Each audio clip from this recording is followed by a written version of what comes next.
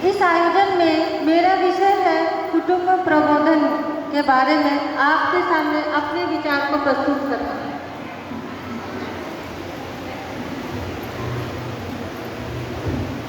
भारतीय संस्कृति पूरे विश्व में सबसे समृद्ध संस्कृतियों में से एक और इस संस्कृति का आधार हमारा परिवार है। परिवार अर्थात कुटुंब। कुटुंब वो नहीं है जिसमें केवल माता और पिता रहते हैं। कुटुंब वो है जिसमें माता पिता, बच्चे, साथ में उनके दादा दादी, चाचा चाची एवं अनेक बड़े और छोटे सदस्य रहते हैं। कुटुंब का अर्थ है एक दूसरे में प्रेम की भावना का विकास करना। हमारे भारतीय दर्शन में 4 आश्रमों का वर्णन किया गया है। ये आश्रम गृह आश्रम है, ब्रह्मचर्य आश्रम है, वानप्रस्थ आश्रम है तथा संन्यास। इन चारों आश्रमों का नींव जो है वो हमारा परिवार है। साथ ही हमारे भारतीय संस्कार में 16 संस्कारों का वर्णन किया गया, जिसमें विवाह को सबसे महत्वपूर्ण स्थान दिया गया है। आज के आधुनिक परंपरा में हम लोग देख रहे हैं कि विवाह एकमात्र अनुबंधन के रूप में आ गया है, परंतु ऐसा नहीं है। विवाह हमें आध्यात्मिक एवं नैतिक मूल्यों का ज्ञान कराता है। विवाह एक ऐसा बंधन है जो कि हमें सामाजिकता के साथ साथ मनोवैज्ञानिक दृष्टि से भी हमारे लिए उतना ही महत्वपूर्ण है जितना हमारे बाकी संस्कार।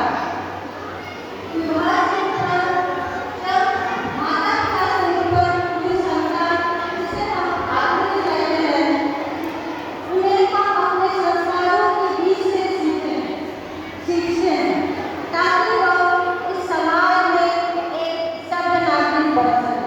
समाज में सभ्य नागरिक का उदाहरण क्या है? कोई बता सकता है? समाज में एक सभ्य नागरिक का उदाहरण ये है कि वो ऐसा कोई भी कार्य न करे जिससे कि समाज का कल्याण न हो सके।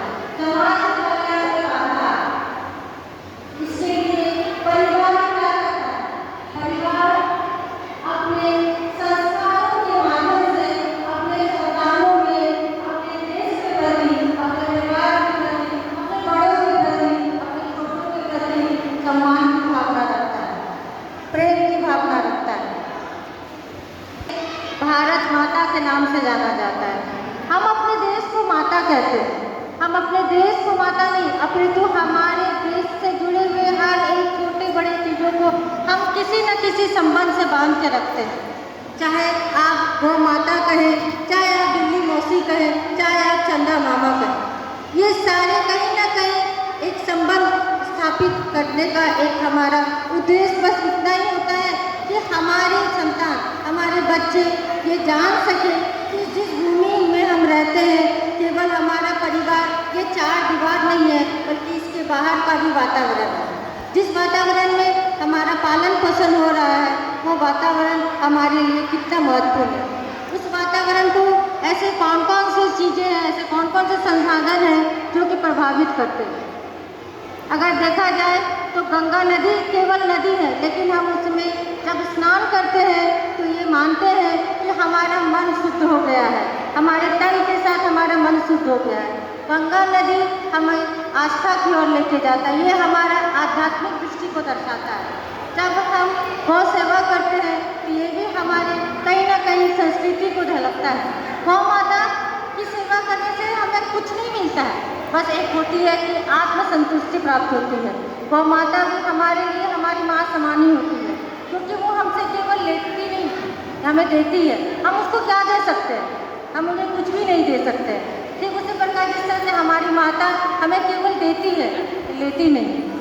हमारे दर्शन में ऐसे बहुत सारे यज्ञों की बात की गई है जो हर मनुष्य उस यज्ञ को अपने चिरकाल में करते हैं।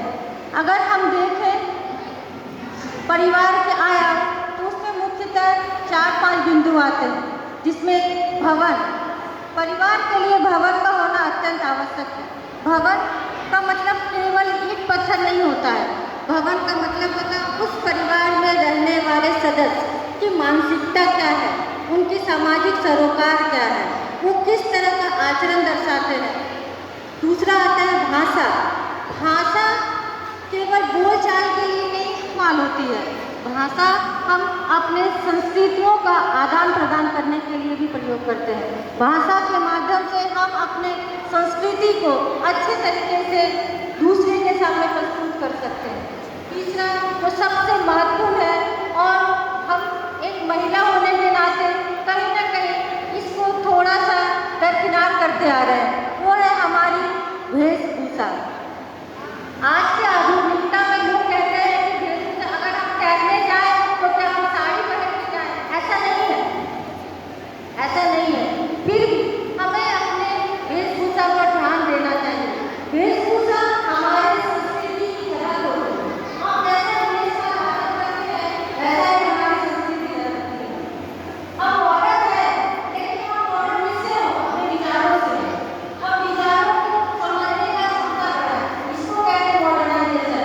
ना कि छोटे कपड़े पहनने से या कुछ ऐसे वस्त्र जो कि हमें जगह और समय को ध्यान में रखते हुए करना चाहिए या धारण करना चाहिए। सबसे महत्वपूर्ण चीज है हमारा भोजन। भोजन हम सबसे पहले टाइम से हमें क्या मिलती है? शक्ति मिलती है।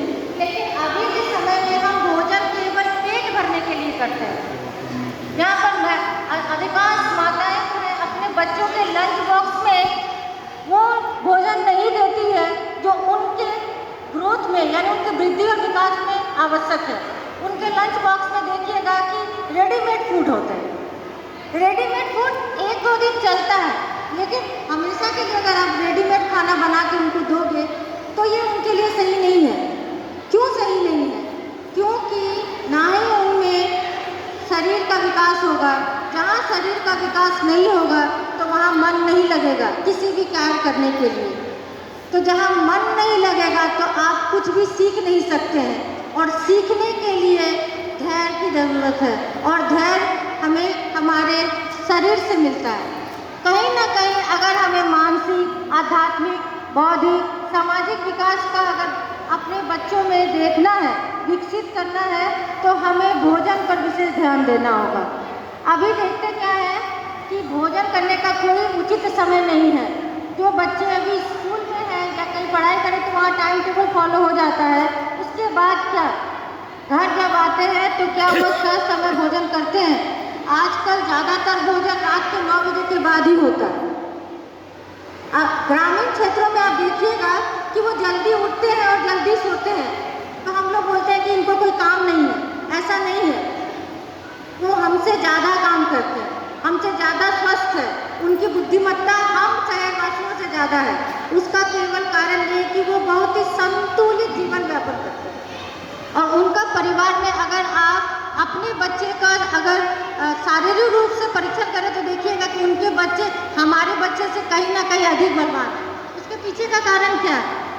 ये हमारा भोजन, हमारा इनडिसिप्लिन लाइफ स्टाइल। इसमें माताएं बोलेंगी हम लोग तो बहुत मेहनत करते हैं, तो कहाँ पर छूट जाते हैं? छूटता वहाँ है जब हम उनसे कोई संवाद नहीं करते हैं। संवाद हमारे लिए बहुत जरूरी है, इसलिए हमने भाषा का इस्तेमाल किया। भाषा संवाद का ही एक भाग है। हमारे संवाद कैसे होने चाहिए? हमारे संवाद में मधुरता होनी चाहिए। हम जब अपने बच्चों को कुछ समझाएं तो उसे डांटने के बजाय प्यार से समझाएं कि हमें ऐसा क्यों करना चाहिए, ऐसा करो से पहले बताएं क्यों करें।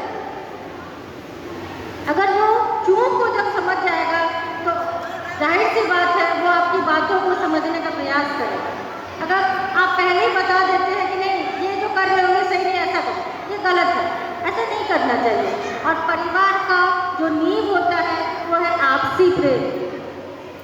जहाँ प्रेम है वहाँ किंतु परंतु की कोई जगह नहीं होती है।